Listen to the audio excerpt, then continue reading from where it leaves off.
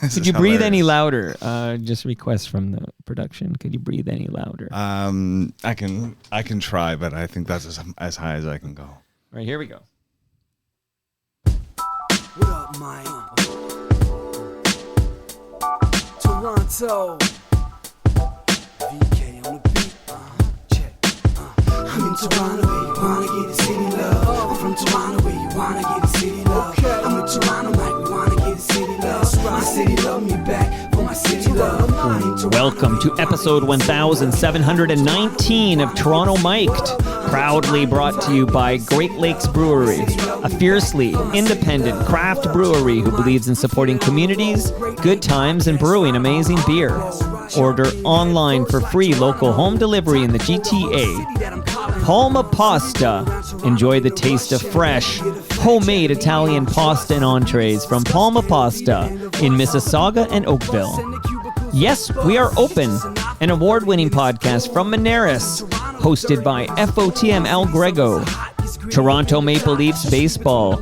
Get your butts to Christie Pitts this summer for the best baseball in the city outside the dome. RecycleMyElectronics.ca. Committing to our planet's future means properly recycling our electronics of the past. Building Toronto Skyline, a podcast and book from Nick Iones, sponsored by Fusion Corp Construction Management Inc. and Ridley Funeral Home, pillars of the community since 1921. Okay, here's what I wrote. Today, making his Toronto Mic debut, it's Colin Cripps. But here's what happened. Colin was scheduled for 11 o'clock a.m. And, Colin seemed like a nice guy in our correspondence. So at about 11:01, I started thinking, where the hell is Colin? But I don't have a phone number for Colin Cripps. I'm all set up. I've got Spoons. I've got Crash Vegas. I've got Junk House. I've got some band, Blue Rodeo. I had some questions about Kathleen Edwards, but I was going to read the room when I got there. Okay, but I realized I don't have a phone number for Colin, so I'm messaging him on Instagram. There's nothing. Now it's like 11:10. This is a bad sign. Where is Colin Cripps? But I have in my Rolodex, I have another member of Blue Rodeo, the great Mike Boguski. So I phoned, like not text, I phoned Mike Boguski. Mike, when you got that phone call from me, what were you thinking? Like, who is this guy? Why is he calling me? He never calls me. What were your thoughts when you saw that I was calling you? Well, with all due respect, I'm not in your contact. All due respect, I didn't have you saved in the con. But you still answered. I do. I'm one of those guys that has to answer the phone. My wife is always like, don't answer it if it's not in the contacts. But I just think, maybe this is, because when I got the call for Blue Rodeo, it was very similar. It was just a call that came in. I thought it was somebody selling me internet service or cable, Starfish Entertainment. So I figured, I'll take a shot, and then it's Mike. So it's me. I go, hey, it's Toronto Mike, and then we had a little chat where basically I wanted Colin's phone number. Correct. Then I called Colin Cripps, and Colin basically he messed up, man. He was so apologetic. I think I'd have him outside cleaning my car right now. Okay, so I'm just gonna go ahead and say this: that Colin is one of the sweetest, most gentlemanly, honorable dudes I know. I have great love in my heart for Colin, so I can only assume that there's a legitimate reason why he couldn't. Well, I said, here. where are you? Like, where are you? I'm basically like, I'll get over here. I'm so, you know what it's like when you know who's coming over and you start prepping. Of course. Like I've got Shine loaded up. I mean, I've got so many great songs loaded up. I want to talk to him. I've got Inside Out by Crash Vegas loaded up. Right. Shout out to FOT and Michelle McAdory. I got questions. I'm excited. Colin fucking Cripps is coming over. What about Colin's solo album, Stormy Northern Days? I mean, that's fantastic. I mean, what a travesty that he's not here to talk about all the great music that he's produced and written. Look at that guy. Just a little while we set the table here, but listen to that. This is Aurora Skies. I have it loaded up. Kathleen Edwards wrote a song about her breakup with Colin Cripps. Can you play that for a guest? I was going to read the room, and then I was going to see how he felt about it and see, can I talk about that? I don't want to go too deep into that, but I was going through some emotional pain at the time that Colin made this album, and I just kept playing it on repeat. And every time I would see Colin, I'd just say, we'd be at a Blue Rodeo gig. I'm like, come on, man, can you just play that tune? And I know there's a lot of people across the country really attach themselves to this album of Colin. This is hilarious that I've come down here to talk about well, hey, I'm my still stuff, setting but the fucking table, Boguski. I would rather talk about Colin because, to be honest, like, first of all, I'm on this album. I play accordion on a track, so you could play that track if you really wanted to represent me. That's a fun fact. But this is a fantastic album. He put it out on vinyl last year, and I encourage everybody to buy it. And I'm not just saying this because Colin's my guy.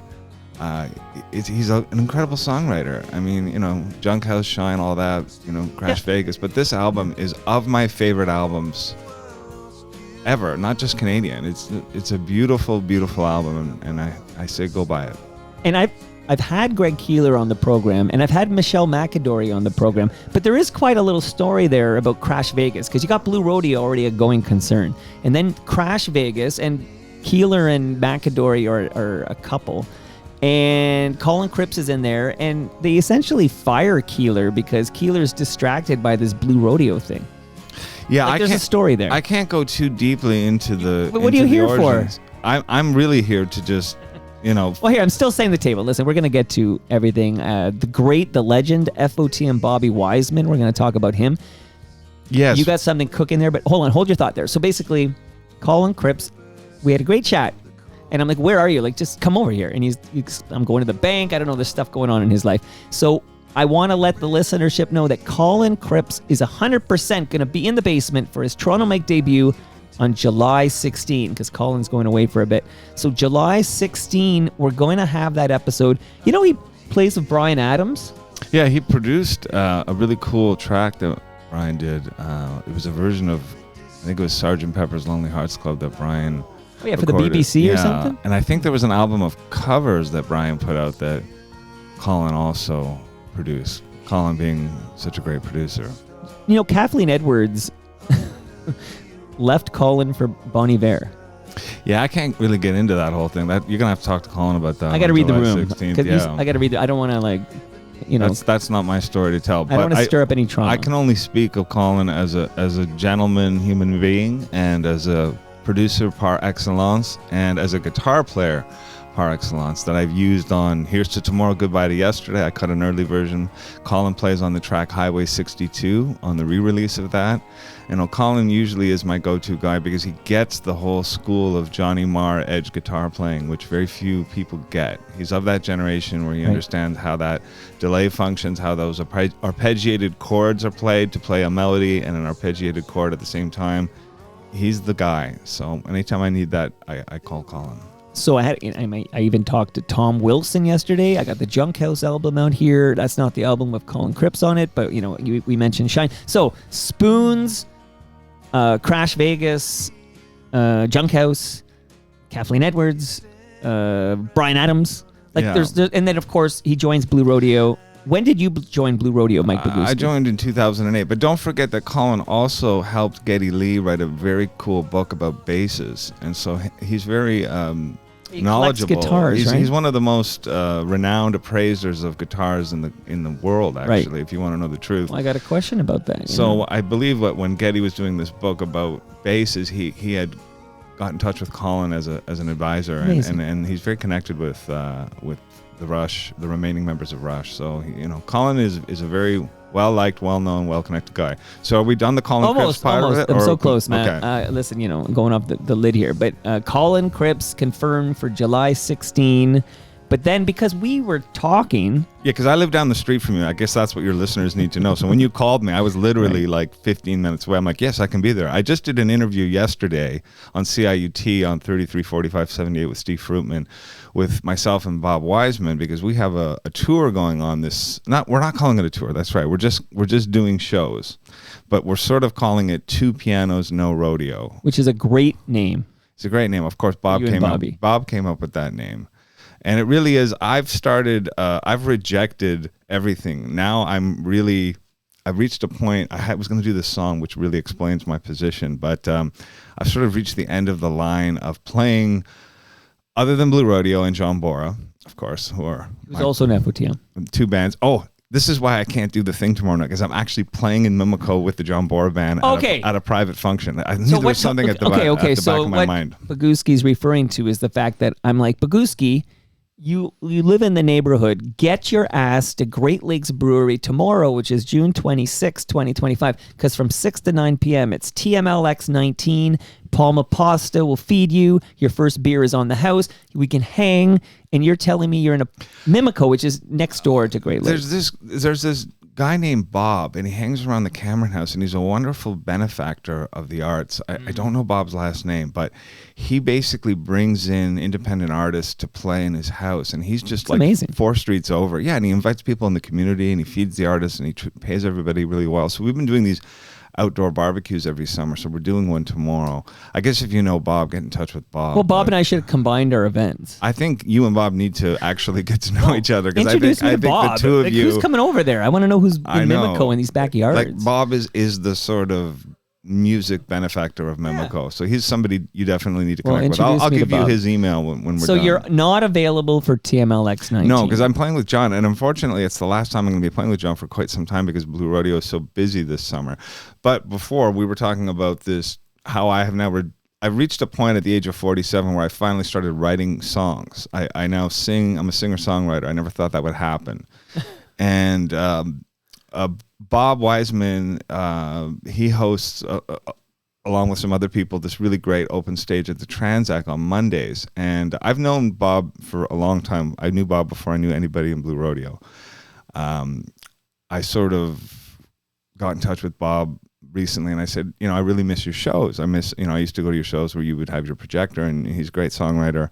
I said, are you doing any? And I know he's really engrossed in doing his PhD, and he's sort of gone into the academic world now, and he doesn't really do that much live music as much as he used to. But he said to me, well, why don't we do something together? We'll call it Two Pianos, No Rodeo. I happen to be in this place now where, like I said, other than Blue Rodeo and John Bora, I'm not really into doing cover gigs. I'm not really into learning material. I'm really into writing and improvising. I'm going through a bit of another personal crisis in my life right now with my mother's she's got some challenges, and so I find that back the last time in my life where I had really deep personal challenges going on in 2016, I also went down the improv hole. And so everything, the universe has sort of come together at this point now where I'm very much wanting to do a set of my own music, of my own improvisations. Bobby's going to do the same, so I think I'll probably do the first set, he'll do the second set, and I think if you're really into improvised piano, if you're into original singer-songwriter material, if you're into Bobby's material, if you haven't heard my songs and you'd like to see, what's that going on? I thought Mike Boguski was just a keyboard player. I didn't know he wrote songs and sang. Then come to this show, because it's going to be really interesting. I have a lot of affection for Bobby and his work. He's been very much a mentor to me for many years through email and whatnot. So the opportunity to do this sort of dual show with him is something that is quite special, and we've got shows booked in Toronto on July 10th at Sellers and Newell Bookstore on College Street. July 12th, we're playing Gore's Landing Hall in Gore's Landing. I believe we are then doing Stratford the day after Blue Rodeo does their show at the Budweiser stage. So I think that's August 25th. And I think we're also going to Wolf's Island on August 30th. Chris Brown from... Chris Hugh Brown. He rebranded when other Chris Brown spoiled it. I feel badly for him. He has a wonderful venue on Wolf's Island. We're doing a show there. He's got like a Steinway piano. And I think we're trying to add one in Montreal and or Bancroft. So follow at Mike Boguski Music, or I think he's at Rock Bob. I'm not sure of Bobby's handle on the Instagram or the Facebook, but we're advertising these shows, and we'd love to see you. I'm so intrigued by this duo, Bobby Wiseman and Mike Boguski. Now, when you're hanging out with Bob, I'm always curious because Bob has been over. By the way, when you were talking to CIUT yesterday, Steve Fruitman, right? How knowledgeable. How long was the chat? Oh, I think we were chatting for a good 45 minutes. Okay, because I was searching for long-form Bobby Wiseman chats, and there's not much out there. But you guys did 45 minutes, which I would consider long-form. Maybe a half an hour, 45. It wasn't the longest interview. It wasn't the shortest interview. It was somewhere in the middle. Somewhere in the middle. Okay, I find him fascinating, Bobby Wiseman. Like just the whole persona. Like he's such an artist. Well, he's very committed to what he does, right? I mean, when he plays piano, there's a truthfulness to the way he plays. His songs are very direct and truthful, and there's not a lot of I don't know what the word is. What you hear is what you get. And I think with improvisation, I was explaining this on the interview yesterday, that I had I guess the difference between Bobby and myself is like Bobby is the more outside of any framework he is, the more comfortable he is. Like I mean, he is a pure improviser. I mean, I'm sure there's structure to his improvisations, but I mean, he's really a master improviser. I am someone who is an improviser as well. I'm not as far along in that journey as he is, but just to sort of watch him, every time I hear him or watch him play, I take it in, and it somewhat goes through my consciousness and comes out in my playing. So it's just artistic osmosis. Now, let me tell the listenership that when we were chatting about you coming over as like a substitute of sorts, like you're filling in for Colin Cripps here. So this is an improvisation of itself right here. You gave me a call. You have no notes. You called me. I'm here. We're talking. So this is sort of the improvisation of life. You originally, for a moment, you said, you asked, can I bring Bob Wiseman? And I texted Bob. I said, hey, if you're in the neighborhood, come to Toronto Mike, because I'm going to be there. But we had about a half an hour lead up time, so I didn't really. Well, but here's the thing, though. If Bob had been here, that would have given me an opportunity. I'm doing a mockumentary on a change of heart gong, like a little gong that appears on the album Smile. And this gong was performed by Gilmore from Triumph. Okay, so Gil did it, I guess, at a studio, and then they had to get this audio to whatever going on with Change of Heart, Ian Blurton's band. But I am told by Ian Blurton himself that it is Bob Wiseman who produced the gong. Like, so Bob played a role in producing the gong that Gilmore does not remember doing, by the way, because I had Gil down here and we talked about it. But so Gilmore hits a gong, I guess at his, what's the name of Metalworks, right? Metalworks, yeah. Yeah, so he hits a gong. It's produced by Bob Wiseman, and then the audio obviously gets to whatever Change of Heart for Smile. But finally, I would have had an opportunity to find out from Bob, like, did this happen? Because Gilmore does not, like, did Gilmore hit this gong? Aren't you interested? Did Gilmore hit this gong? I feel this should be a bigger story. I think you should have Bob back on here, and you can ask him, and then he'll... Well, of course, I would love to have Bob Wiseman back on, and it sounds like there was a moment where it could have happened right now. This is like when Saturday Night Live learned that Paul McCartney and John Lennon were in town, and then they tried to get them to come by on a Saturday night for Saturday Night Live.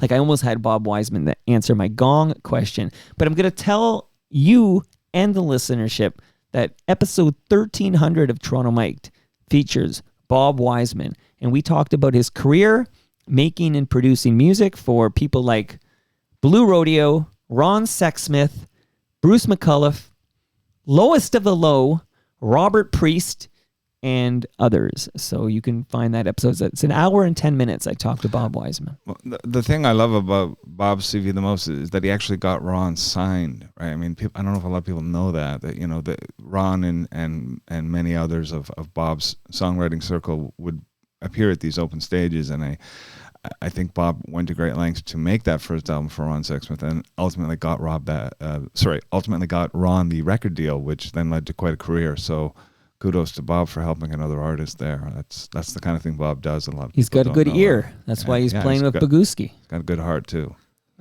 Change of heart. Okay, so there's a message on the live stream for you. Now, we've already learned you won't be at TMLX 19 tomorrow. Although I feel I should talk to this other Bob about, like, maybe start later and just come to Great Lakes for like an hour and then do this Mimico thing. But I don't know Bob, so I can't make that happen. But there's a woman named Andy who will be at TMLX 19 tomorrow. And Andy says, tell Mike B, we're both Mike B's, by the way, but tell Mike B that there will be an old friend at TMLX who wants to say hi if he shows up. Andy Pandy. So is Andy the old friend, or is Andy the... Andy's the old friend. Andy, I know so many Andys. Andy McKenzie. Andy McKenzie, okay. Loves Degrassi. Does that help at all? Yeah, it Degrassi does. Head? Absolutely, yeah. Can you visualize her? Very attractive woman. She came over when Arlene Lott was over here recently, who's like, now she's like the queen of pies or something. Oh my gosh, Andy McKenzie. It's just sort of like, literally, like, my brain was look like... Look at how happy you look. No, I don't. And then I'm like, is it the same? Well, say hi to Andy for me. And well, she's listening to you right now, buddy. You can speak to her directly. Andy, how you doing? I wish I could be there, but I'm doing a private show with John Bohr Band, and maybe we'll see you down the road sometime. I just saw John Bora at the Garrison for like a Tragically Hip cover night where it was for Daily Bread Food Bank in sort of like in honor of Dave Bookman. Cool. It was pretty cool, actually. And I think I saw him. I know I saw him now because he was in Change of Heart. Bora was in Change of Heart. Glenn Milchin was in Change of Heart. Right. I saw them both at this Change of Heart show at Geary. Yeah. I think Glenn went to that show and he spoke. I saw him there. Yeah, he spoke very favorably of it. He said it was amazing, and it's a cool venue too. I'm sure it is. Yeah, I remember seeing Change of Heart when like the first university I attended was York University way back after Power. And they were playing like the campus pub in Winners College. I can't remember the name of it. The Absinthe. That's it. The name of the pub was the Absinthe. And Change of Heart was playing in this tiny little pub, and I was blown away. I'm not sure what the lineup was, but amazing. And of course, as long as you got Ian there, you got. I played a couple times with Ian. Oh, Bernard Mazo too. I think he's a key guy in Change. Yeah, he's a synth guy. He makes all the bloops and bleeps. Okay, you can add him and Rob Bruce. So Rob Bruce, of course, will be at TMLX 19. I want to get a story from you. If I can. But first, I have a question about Power. So, I and your brother, Mark, we are the last graduating class from the original location. And I was in halfway through grade 10 when it moved. So I would have been the last full year grade 9 class to be at the old location. So this is my question for you. You're in a unique position to answer this. What was it like? Because I never got a moment in the new facility, which is close to Centennial Park there. But what was it like to just be in the same high school but have a new building? Oh, it was totally weird. I mean, it definitely took a while to get used to it. It never had the sort of campus feel of the old location, which really was sort of like a little mini college, right? Because you had St. Joe's, you had Michael Power, you had Center Portable, North Portable. So you really got the feel that there was a portable gym. Yeah, it was wild. There was all sorts of wildness, and it then was like a campus. The new Power was obviously like a traditional high school, and so I didn't have that.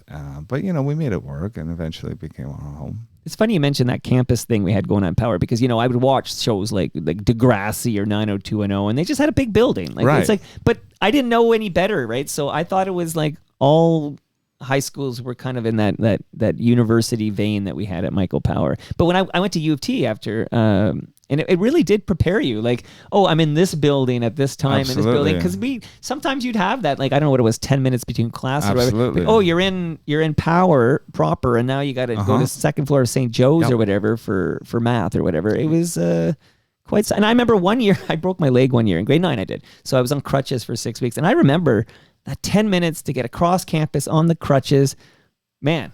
Were you the class that the grad prank was you built a concrete wall in between the north and the south entrance of Center Portable? I don't remember this. I think somebody did that. But they built a wall at night, and then when the school showed up in the morning, they're like, nobody could get in. Sounds like the good old days. Okay, I got to ask you about somebody who will be at, again, you hear I'm talking about TMLX 19 a lot, 'cause this tomorrow, for goodness sakes. And I want, I'm getting food for like 100 people, and I want people to show up and enjoy free Palma pasta, and also you get your first beer on the house, and I want to get as many free beers as I can because that's the way I roll, Boguski. But I mentioned to you that Snow is confirmed to attend TMLX 19, and you said you almost did something with Snow. Can you tell me I've what got that two was? connections to Snow. One is my wife was very good friends with his first wife who passed away.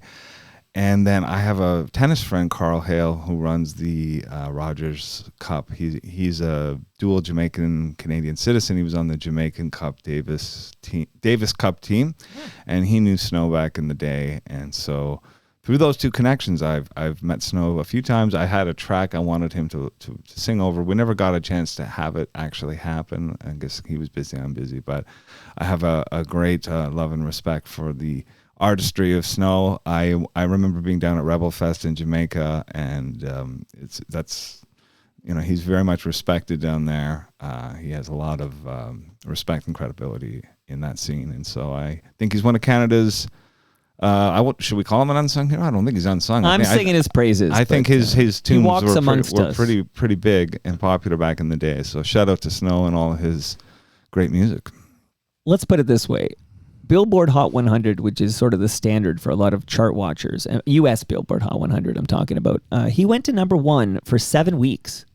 with Informer. Yeah, no, that was huge. I think his dad played tennis at Central Park Tennis too with my dad. So that's 4 Snow connections. I don't know. I don't know if he even he never talks about his dad. I feel like maybe I gotta confirm that story. I'll confirm. I don't know about that tomorrow. 4th one. I just remember back in the day in the 80s, there was a guy at Central Park Tennis who was like an O'Brien. Maybe I don't know. Maybe it was another Jamaican artist. I'm not sure. Okay, well, we got to check in on that story.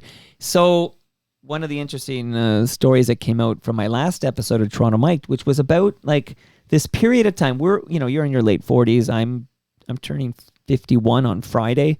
So we kind of were aging out of this style. Maybe I'm going to ask you about this scene that had Sum 41 and Avril Lavigne, and then you had Billy Talent and Alexis on Fire. Yeah. What did you think of that explosion? Early 2000s. That's out of I was out of I already had attached myself to the scene that I'm still a part of now, right? I was Blue Rodeo and Ron Sexsmith and Change Your Heart.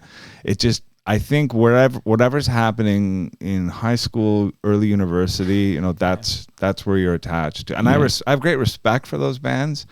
And they've certainly paid their dues, especially Sum 41. I think they really, it's just I don't attach to that aesthetic. It's just not my bag. Yeah, I know. I mean, I felt when I was having this chat with these guys, I realized, oh yeah, they're 15 years younger than me. Right. Like this is really for a younger demo. But those in the sweet spot, that would really hit. I would think if you're in high school when Sum 41 hits, that's sort of like your Beastie Boys or something. I'm right? sure to the kids who attach to that scene, they're as passionate as you and I are about our scene. You know what I mean? Right. Now here's a little mind blow for you. Okay, I actually talked to Snow about this, and then we talked about it again yesterday. But the hit song "In Too Deep" by Sum 41 was going to be a reggae song with Snow. Oh, nice. That would have been amazing. And I need to find out. There's a guy named Frank. Shout out to Frank. I hope Frank shows up tomorrow. I don't know, but he's kind of like Snow's right-hand man when it comes to the music. I got to find out if he has any demos or something. I need to get my mitts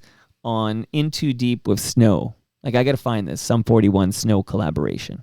I'm going to see what I can do. Oh, yeah. If you can find that, please flip it my way. I would love to hear that. Maybe this is my gateway into Sum 41, Well, they're done, right? They did that final concert at the Junos and called it. We'll see if they have a comeback. I can still listen to their old records. I guess you can do that. Sure, we'll let you do that. Have you ever crossed paths with Ashley McIsaac? No, I haven't, but I know Basil Donovan has, and I think there's a Bobby connection. I might be wrong. I'm not sure about that one. But all great artists have a Bobby connection. Yeah, he's a pretty influential guy. You said the word Basil, and I realized, okay, name check. Basil's a missing link for me. I'm going to have to pick this up. But name check the current lineup of Blue Rodeo. Okay, so we'll start with the original members. Slowly. That's Jim Cuddy. Okay, Jim Cuddy's an FOTM. Greg Keeler. Greg Keeler's an FOTM. Basil Donovan. Haven't had Basil over yet. Okay. Oh, you'd have a great interview. You know Basil would probably be the guy who you wouldn't even have to do any kind of backstory research. You just put a mic on. He'll talk to you about old Toronto. I mean, Basil saw the Beatles at Maple Leaf Gardens. He can start from there. He goes deep. He was there. He's deep into the Toronto music history. So I highly recommend you get Basil Donovan on this show. Totally going to do it. Keep going there. Okay, so the originals we've already done, right? Jim, Greg, and Baz. Yeah.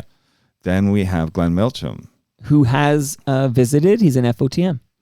After Glenn Milcham, the next longest-serving member of the band would be moi, Mike Boguski. And you're a multi-time visitor, and love having you as an FOTM. Oh, I love being here. Thanks, Mike. And then after myself, the next member to have joined was Colin Cripps, who will be here July 16. You know what it's like, though, when you're prepped for somebody? I think I told you this off recording, but you got the songs loaded up. You've been diving in and do the research. You start to get excited about it, right? I have so many questions for Colin Cripps. I have a question from Tom Wilson. I have some Junk House questions. I have all these questions. I get all excited. To have that feeling, okay, it's 11 o'clock, and you're kind of around 10:50, you're prepped, the live stream has started, you got all your files set up and everything. You're you just need your guest now. And you kind of getting closer to 11, you're like, oh, rock stars, he's not going to be early. And then it hits 11, and you look outside, and it's you're looking for, you're like a dog waiting for its owner to come home. And then it's 11:02, 11:03, and you're like, I think I'm being stood up. Like you have this feeling like you're stood up by Colin Cripps. And then you get, and that's when I went hunting for that phone number and you came in. That's improvisation of life right there. But I just want to go to the final member to have joined our group, which is the great Jimmy Boguski. Of course. And he is, he's been a star since he was 13 years old. I mean, he's a blues phenom. He's Colin Linden toured with him. I think he did a tour with B.B. King, if I'm not mistaken. He went on to the Sheepdogs. He has a great group called Brooks and Boguski with his wife Brittany. So you want to get Jimmy Boguski. No, you know what? This is my pledge for the summer of 2025. I'm going to complete the Blue Rodeo collection. Right on. Thank you so much. And when, I know we're not here to talk a lot of Blue Rodeo, but when can we see Blue Rodeo next? In Toronto, it's the third weekend in August. What is that, the 24th? Okay, August though. Okay, well. I'm not sure. I don't have my calendar in front of me. And that's a Budweiser Stage. That's our annual summer show at Budweiser Stage. Then we're beginning our 40th anniversary tour, which takes us across Canada. Wow. That goes through October, November, a bit of December, and then January we end in Massey Hall here in Toronto. So that's a big one. You don't want to miss that one. Well, I said this to you last time you visited, which, by the way, last time you visited, you brought with you Cleve Anderson. Yeah, we had that group West of James. Fantastic. Nickel Robertson on guitar, too. And he's a Mimico guy, he's right? He's a Mimico guy, yeah. Is he going to be in Bob's backyard tomorrow? Cleve will, yeah, for sure. It'll be Derek Brady on bass. Cleve Anderson on, Derek Brady plays with the Sky Diggers and plays with Hawksley Workman. Jeez. And then Cleve Anderson on the drums, myself on accordion and piano, and the great Johnny Bora on vocals and doing his wonderful songs. What a small musical world we live in, I find. All these names, you mentioned Hawk there, and it's like how it all connects and everything. And small little village that we live in, the Canadian music scene. Well, okay, so I'm going to drop a couple of names on you. Well, you mentioned Cleve. So Cleve was in the Battered Wives. Mm-hmm. And I feel like Cleve would have something to say about the passing of Stephen Leckie from the Vile Tones. When did that happen? I'm going to say maybe 1 to 2 weeks ago. Really? Toronto Mike, you're laying this on me for the first time. Yeah. I had no idea. That's super sad. Well, Liz Worth, who wrote the book on that scene, which is like that Toronto punk scene from the late 70s, early 80s, I had her on Toronto Mike to talk about the passing of Stephen Leckie. You should check that out. And she's actually married to a guy named Kiri Papoots. And Kiri's dad was a founding member of the Vile Tones, and he went by the name Chris Haight. Do you know what name? I almost don't like saying it, but the name that Stephen Leckie chose as his like stage name persona in the Vile Tones. What would it be? What? Nazi Dog. Yeah, that wouldn't age well. I always thought that if I were a member of that any band in that scene, that my name would be Michael Boguski. Oh, you know what? Much better than Nazi Dog. Are you kidding me? Yeah. I always think, Kiri's dad, Chris, went by Chris Haight. I'm like, there's a name, as an old man, you can be proud and say, yeah, I was Chris Haight. Okay. But the thing is about those punks in that time, like I think about who were the guys from California, a Black Flag, right? Right. And then there was another one. Oh gosh. Oh, this the American hardcore scene. Yeah, in the American hardcore scene, who was the one that had that song California Uber Alleys? Oh gosh, they're American punk band. But sort of they would make Nazi references, but not as to extol those hateful values, but as a resistance to fascism. But in today's day and age, that doesn't, you just can't do that anymore. Okay, so you and I, I just want to finish this point because it was interesting. I was actually playing a Bob Wiseman CD.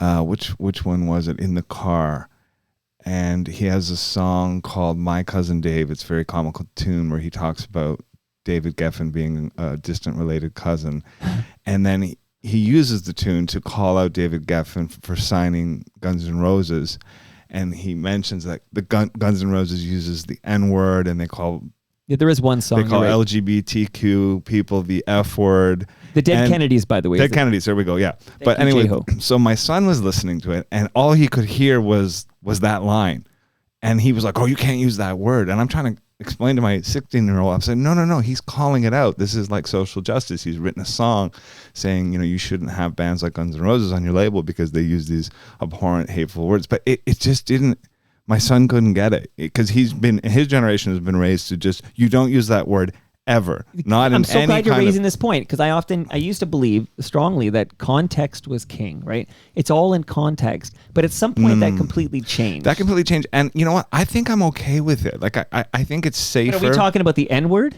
N-word, F-word. Like, is there a other? So I won't say the N-word even if I'm quoting somebody. I won't say it at all. Like I'm doctrinaire, and I won't say the F-word also. Oh, so the homophobic slur. Yes, F-word, yeah, it's Pride Month, so I lots won't of use F-words. I won't use the F-word. I won't use the N-word, and I'm sort of down with my son's generational approach to it. Whereas I do recognize something's lost, but maybe that's just the evolution of things. That we're at a state now where it's doctrinaire.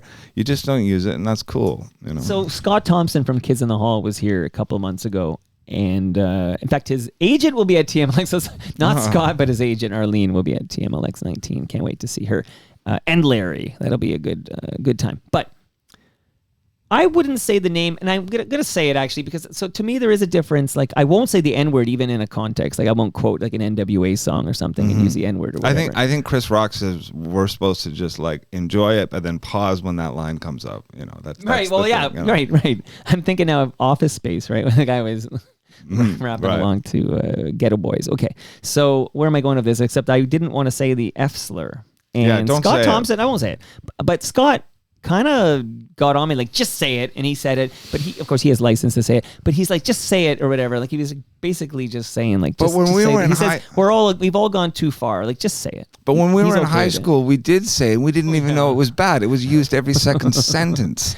Yeah. And then, you know, there were still people in high school that were hip enough to know, you know what, don't use that word. And we laughed at them. And, you know, back in the 60s and 70s, there was people that were hip enough to know don't use the N-word at all. Like they had a 2025 view of that word. So, like, I'm not trying to, like, I don't think historical shaming is cool. I love Patti Smith and I love all of the artists that used the N-word as part of a resistance. John Lennon. But you know what? There were still people at that time, a very small group of people that were like, nah, I'm not even going to go there. And you know what? Maybe they made the right call. So back to the other N-word, Nazi. Okay, so, and again, you and I can't really speak to this because we weren't there in the late 70s, early 80s. But, you know, we're not. We were there. We just weren't. We were on Queen Street. We were just a little too young. We were on Queen Street. But I keep hearing people bend over backwards to try to justify like why some punks were against it, obviously, but why some punks were using like the swastika and Nazi dog and stuff like this. Right. And it still doesn't pass my sniff test because you're only 30 to 40 years removed from World War II. Oh, exactly. Exactly. Millions of Jewish people were killed because of their religion and under the guise of this swastika and this Nazi regime. And I'm sorry, I don't get it. Like I don't get it when I watch old docs about like that Nathan Phillips Square in 1980 or was it 81? I don't know. They had like this I think Teenage Head. I have Gene Champagne's drumsticks right here. But I think the Vile Tones played this, and this whole event was happening. And I can see footage of guys wearing jackets with swastikas in the back. I don't fucking get it. I think it was shock value, and I think to some extent, like it's like Kanye today. I think it's just let's go for the most extreme shock value you possibly can. But you know, you have to at a certain point reconcile your ignorance, right? Like, you know, I think if you're ignorant, you're just going to grab whatever is shock value, and you may not be hateful. You may not have hate in your heart, but I don't know if ignorance is I think if you're ignorant and you're not hateful, you'll eventually become hateful. Like ignorance is the first part of it, and I think education, you know, is so important. And I think when people are, I'm going to get a swastika and be hardcore, it's like, okay, you're ignorant because you don't know what that represents. You don't know how many people died. Like my great grandfather died in Auschwitz. You know, I'm Polish, right? Like the history is brutal. And so I just think if everybody had a little bit more historical understanding of what that symbol truly represented, then they wouldn't want to grab it as a shock value piece. But because there's such a lack of funding for education, especially in the States, there's a lot of disproportionate levels of education that people just don't get it. So it's next level ignorance as far as, and maybe it is miseducation, but it would only take, you know, one quick conversation with somebody who knows to kind of tell you, hey, let's, you know, Chris Haight is a better handle than Nazi dog. I agree.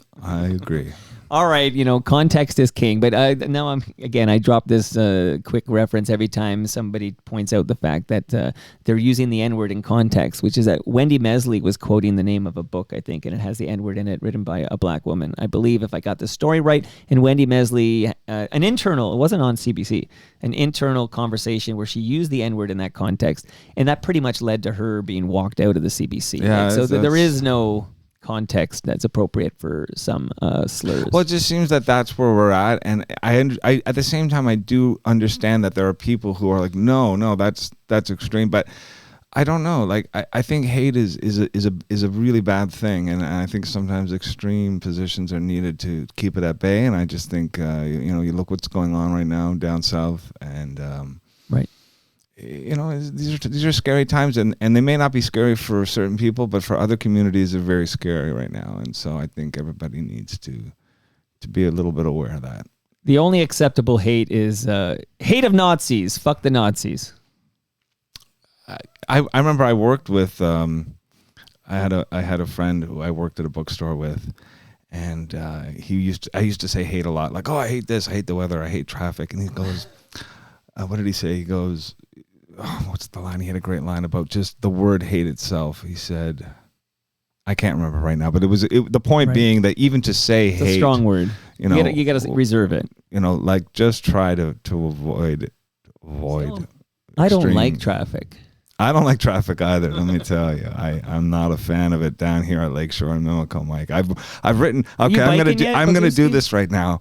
Amber Morley, if you're listening, I wrote you an email yesterday. I can't get to work, and neither can my wife. We need a solution. Why are you shutting down eastbound Lakeshore to one lane while eastbound Gardner is shut down? And why are you also now shutting down westbound to one lane at Park Lawn to rip up the TTC tracks? Like, do you really want all of us in Mimico to just suffer? I mean, come on. We can do better than that. A little logistics, please. So Amber Morley visits once a year where basically we do like a recap of what's going on in that year. I could totally pull that clip. Although we'll see how it ages by the next time she visits, but she does visit regularly, and I would pull that clip and play it for her. Please do. Because, as much as I like her as a person, when she was on last time, I told her that there's only one bike ring left outside Mimico Arena, and my son and I would bike there. And I explained that there used to be 3. One just got run over, and then one has no ring. It's just a pole, so you can't actually use it. And then she had an assistant with her who took a note in real time, and she says, oh, we'll get that fixed, okay? This was December 2024. We're now talking, this is just fixing a fucking bike ring, and we're now talking at the end of June 2025, and I can tell you there's still only one bike ring outside Mimico Arena. I'm happy to come on when you have Amber here, by the way. You know what? I can make that happen. You can, and by the way, I will say it's tough work. There's a tough work to be a city councilor. There's only 25. I would love to write an improvised song on the spot. Would you do it? When Amber's here. I'm happy to do it. But I will say on a personal level, I'm a big Amber Morley fan. Yeah, for sure. No, she's got her mind and her heart in the right direction, but the traffic logistics need to be in this particular neighborhood. It's reached the point where it could become a mental health issue for the whole community. It's really getting serious. I agree. Now, my wife, who works like York and Queens Quay, she typically gets herself to Mimico GO station and then takes the GO. This is her move. Typically. Well, that would make sense. But we're all the way past Park Lawn. Like we're almost. You need something where that wherever that tent. What happened to the GO station that they're supposed to put the old Christie Pits factory, the Christie cookies factory? That's been. What am I going to be like retired by the time I see that? I'll get some answers to these questions. Yeah, please do. You said by accident you said Christie Pits, and I need to tell you. Because you mentioned Christie Pits. Well, yeah, I'm here to tell you, man. Yeah. You got to get your ass to Christie Pits this summer. It's the best baseball in the city outside the Dome, and it's by far the best value in the city. No ticket required. Grab a hot dog, grab a beer, enjoy some awesome baseball. Great. That's so great. Toronto Mike is so great. CIUT and Steve Fruitman is so great, and Christie Pits baseball is so great. There's a lot of great things still in this great city of ours. So don't let the haters tell you that Toronto sucks, because Toronto's awesome. Cleve Anderson is so great. Bobby Wiseman, he's great. They're all great. Apparently Colin Cripps is great too. Colin Cripps is great. He just probably had something serious going on. Well, I'll find out. Yeah. That'll be my first question is what happened? And that'll be my first question here. I do have a book for you, Mike Boguski, on the history of Toronto Maple Leafs baseball. Oh, yeah, I'll take that. Of course you're taking that. Also, since I'm giving you gifts, I have a measuring tape for you. This was going to be Colin's. Now it's yours. Can I take Colin's lasagna? Yeah. You know what? You can have Colin. You know what? Colin I just want just the lasagna. We'll take the lasagna. That's it. Okay, Palma pasta lasagna. Absolutely. And then again, if you got your way to Great Lakes tomorrow, there'll be more fresh pasta waiting for you there.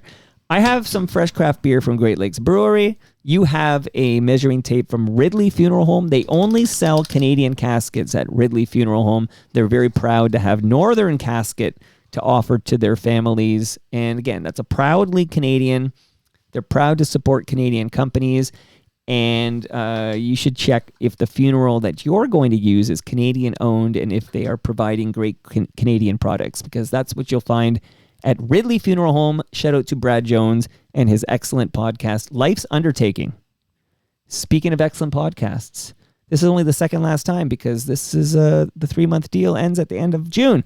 But Season 8 of Yes, We Are Open has just dropped, and I got to ask you, Mike Boguski, did you ever make a trip out to, I guess, with Blue Rodeo? Do you ever play Regina, Saskatchewan? Oh, sure you did. Regina many times. Yeah, many times with Blue Rodeo. Have you ever been out there unrelated to Blue Rodeo? No, never been to Regina unrelated to Blue Rodeo. Okay, tough questions on this program here. Well, I'm telling you, Al Grego made his way to Regina, and he talked to some small business owners about their trials and tribulations, and these inspiring stories are in Season 8 of Yes, We Are Open. Also, I was talking to Cliff Hacking. He's from EPRA. They're the good people behind recyclemyelectronics.ca, and Cliff is going to do his very best to hang with us at Great Lakes Brewery tomorrow night at TMLX 19. Of course, if you have old cables, old electronics, old devices, Mike, you don't throw it in the garbage. No, I don't. I'm going to just stop you right there. See, I still use a flip phone from 2009, and I can't stop using it. So I have about like 30 of them that I've bought over the years, and they're slowly starting to die. And I got a message from Bell saying that I have to pay $3 a month now because they won't support 3G.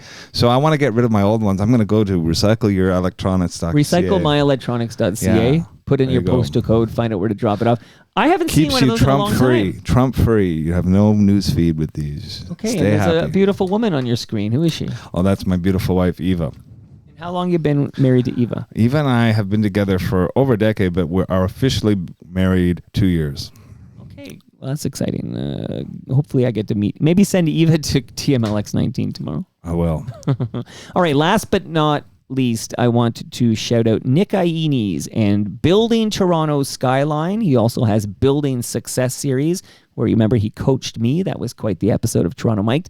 Much love for your support, Nick Iones and Fusion Corp. And I look forward to recording new episodes of Building Success with Nick Iones. You should subscribe and listen. Okay, can you tell me about a recent guest to this program who I got to know? She shreds, kind of like Ashley McIsaac, but Ann Lindsay. Do you know Ann Lindsay? I do know Ann.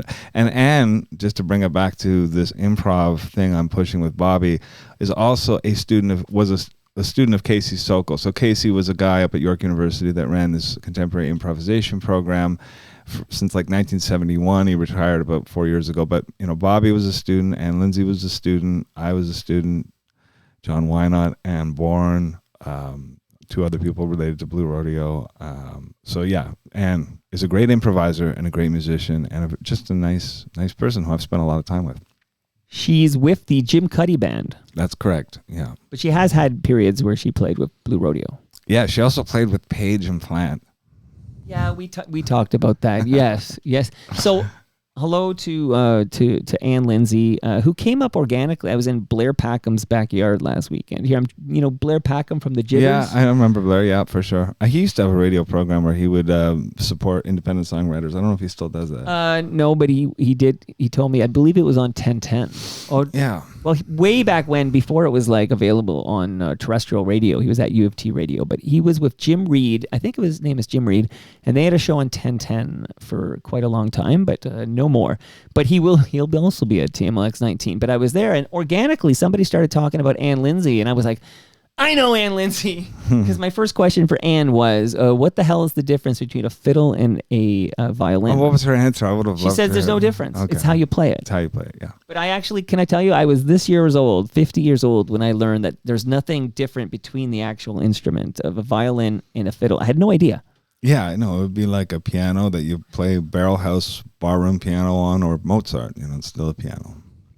How was this improvised, spontaneous episode of Toronto Mike with the great Mike Boguski? I think it's the best one we've done yet, Mike. Honestly, like really improv. Well, you know what? You can't say that because during the pandemic, when I was starving for live music, yes, all right, you set up your keyboard in the backyard and you played Diamond Mine, and I'm telling you, you can't top that. Well, I did it in the style of Weather Report, which was a great jazz fusion group from the 70s. I split the keyboard into like a Wayne Shorter horn part and a Jaco Pastorius bass part and a Zawinul piano in the middle. So it was not just Diamond Mine. It was Diamond Mine honoring Weather Report.